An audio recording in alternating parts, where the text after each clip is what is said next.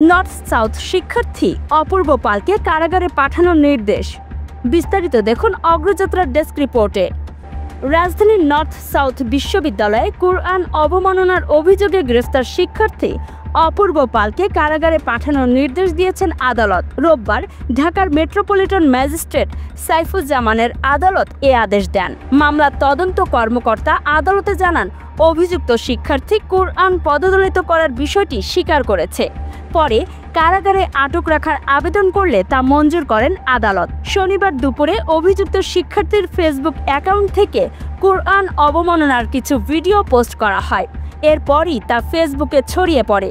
পরে সামাজিক যোগাযোগ মাধ্যমে তার শাস্তি দাবি করতে থাকেন বিভিন্ন মানুষ। এক পর্যায়ে রাতে একদল ছাত্র জনতা ওই শিক্ষার্থীর বাসার নিচে গিয়ে শাস্তির দাবিতে বিক্ষোভ করে। পরে পুলিশ গিয়ে তাকে রক্ষায় গ্রেফতার করে থানায় নিয়ে যায়। ভাটারা থানার ওসি রাকিবুল হাসান জানান, জনতার মারধরে আহত ওই শিক্ষার্থী বর্তমানে হাসপাতালে চিকিৎসাধীন রয়েছে। তার বিরুদ্ধে আইনানুগ ব্যবস্থার বিষয়ে পরে সিদ্ধান্ত নেওয়া হবে।